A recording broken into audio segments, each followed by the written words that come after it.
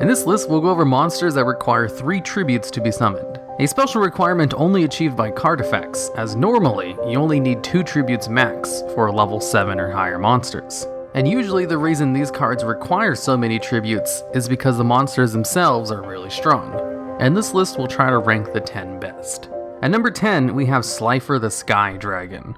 This card gains 1000 attack for each card in your hand, and has the effect where if your opponent summons a monster in face-up attack position, that monster loses 2000 attack, and is destroyed if their attack reaches 0 with this effect. This effect is a pretty decent shutdown on your opponent's cards, and requires them to basically special summon all their small monsters in defense mode, and is completely unavoidable by links.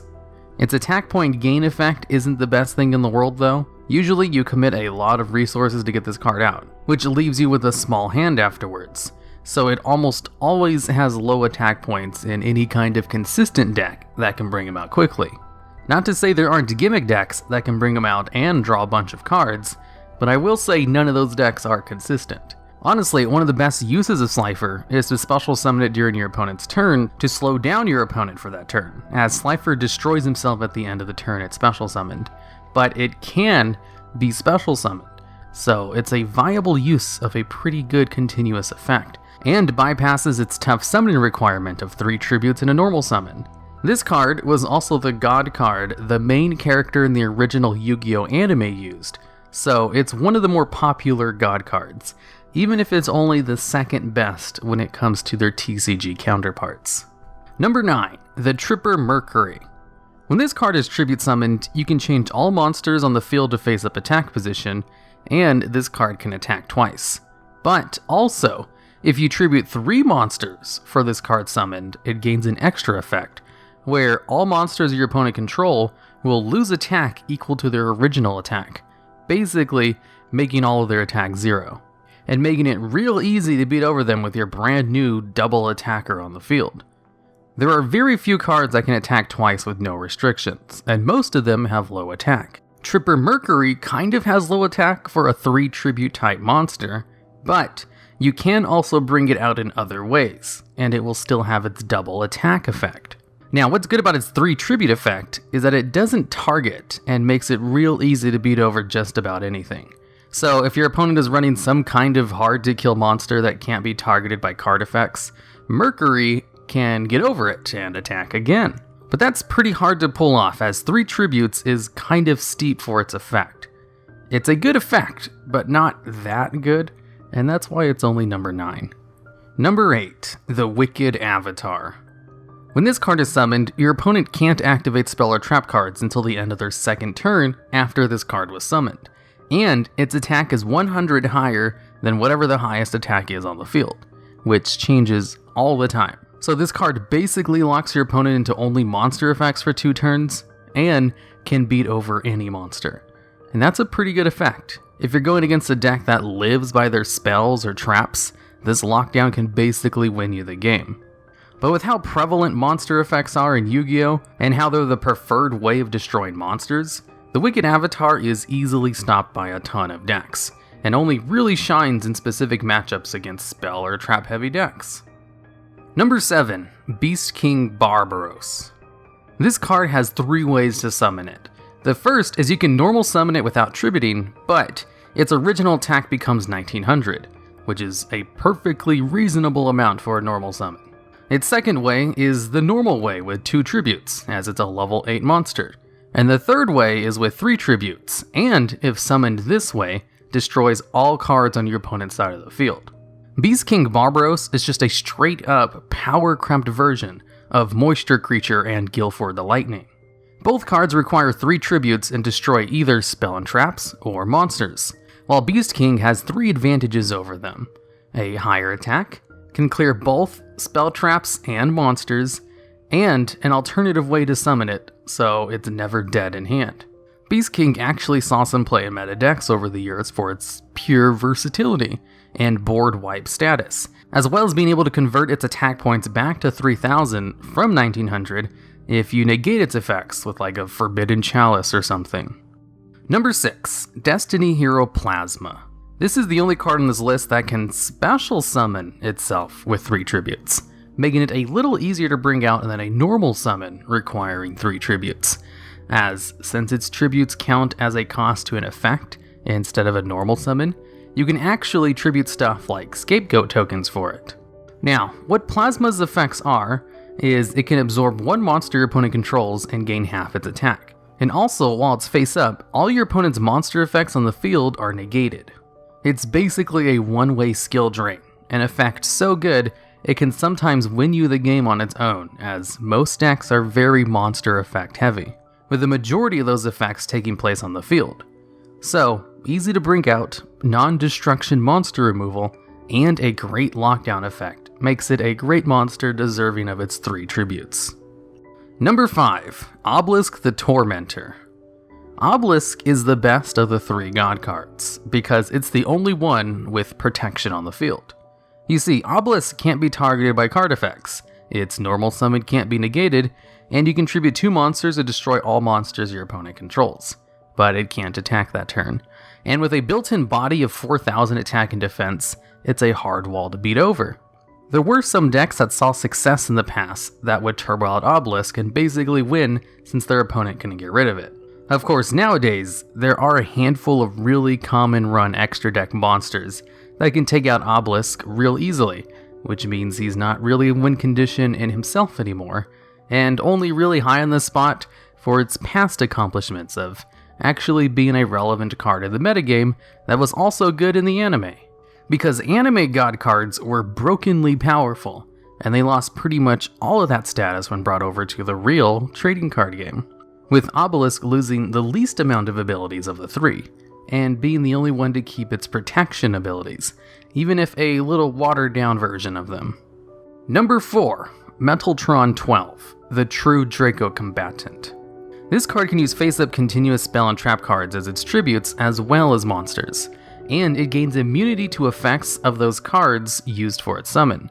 So, if you use a spell, trap, and monster for its summon, it basically becomes immune to all card effects. But that's all it does on the field. It's just a 3k beatstick that's immune to everything, or a slightly weaker Ultimate Falcon. But when this card is destroyed, it can float into a fusion, synchro, or exceeds monster from your extra deck that isn't light or dark type, which ironically means it can't float into Ultimate Falcon. But it can float into other good extra deck monsters, like Nichiria Exterio or Crystal Wing Synchro Dragon. So its floating effect is actually pretty great. And considering the archetype it belongs to is all about getting continuous spell and traps on the field anyway, it can be brought out easily too. Number 3, Apoqliphort Skybase. This card is one of the better 3 tribute monsters that never really saw much play, but I'll explain more about that when I go over the number 1 spot.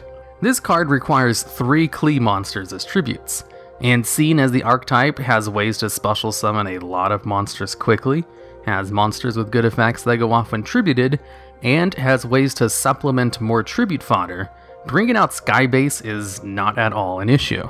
When tribute summoned, it's immune to spell and traps, and monster effects if the level and rank is less than Skybase's. And seeing as it's level 9, and the average level of monsters is 8 and below, it has very good protection. And its final effect is basically a change of heart, where you can just steal one of your opponent's monsters for a turn. And at 2900 attack, it's not easy to beat over, but not as hard as cards like Obelisk. Everything about the card is good. Good protection, good effect, decent stats, easy to bring out within its archetype, so it deserves a high spot on the list despite the fact that no one really played the card very often. Number 2, Winged Dragon of Ra, Sphere Mode. Now, on the opposite end of Skybase, this card sees the most amount of play currently out of all the cards on this list. This card effect basically lets you tribute it to special summon Winged Dragon of Ra from your deck, and give it 4,000 attack and defense, which is pretty nice, as Winged Dragon of Ra has no stats, and a pretty bad effect for gaining attack. So Sphere Mode helps solve one of Ra's biggest weaknesses. Only Sphere Mode is not used for its effect. It's used for its summoning condition. You see, in order to summon this card, you have to tribute 3 monsters. Only Sphere Mode lets you tribute 3 of your monsters, or 3 of your opponent's monsters. So, like Kaijus, being able to tribute 3 of your opponent's monsters is a great way to break a board set up to stop you from playing. and all you lose in the process is your normal summon for that turn, and giving your opponent a card that they can then use for link plays on their turn.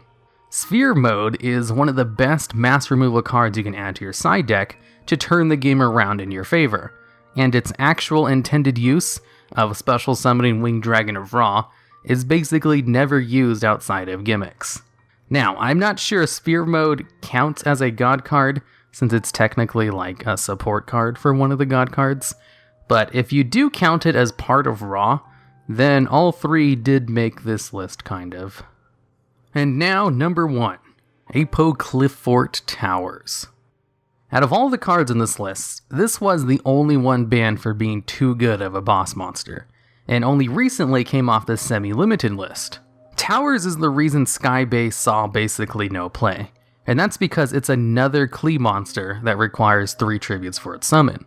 Towers has the same summoning condition and protection as Skybase, 3 Klee monsters, and immune to spell and trap effects, plus monsters with a lower level and rank than it. The fact that Towers is level 10 means it gets a little more coverage than Skybase. It also has 1 extra effect, as well as 100 higher attack. While out, all special summon monsters lose 500 attack and defense, making its one weakness to being destroyed by battle harder to achieve. And why cards like Diamond King Crab, a card no one used before Towers Turbo was a thing, all of a sudden became a meta card included in everyone's extra deck, because it could actually destroy towers by battle. And its other effect was, once per turn, you could make your opponent send one of their monsters to the graveyard from their hand or field. And this was the nasty effect that really elevated Towers to top tier status. If you went first and brought out Towers, you could start the duel with an incredibly hard monster to get rid of, plus 1 less card in your opponent's opening hand.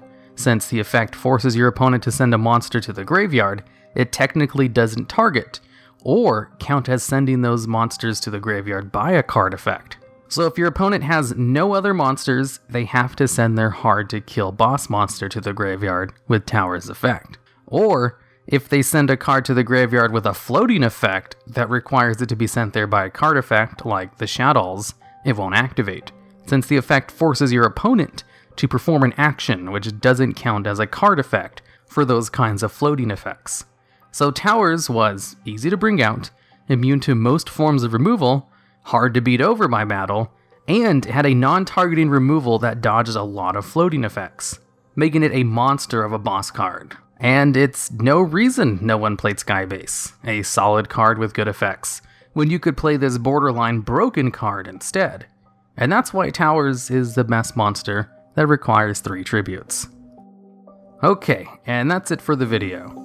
If you think there are other monsters that should have made the list that you think I missed or something, I'd love to hear about them in the comments, as well as ideas for future videos just like this one.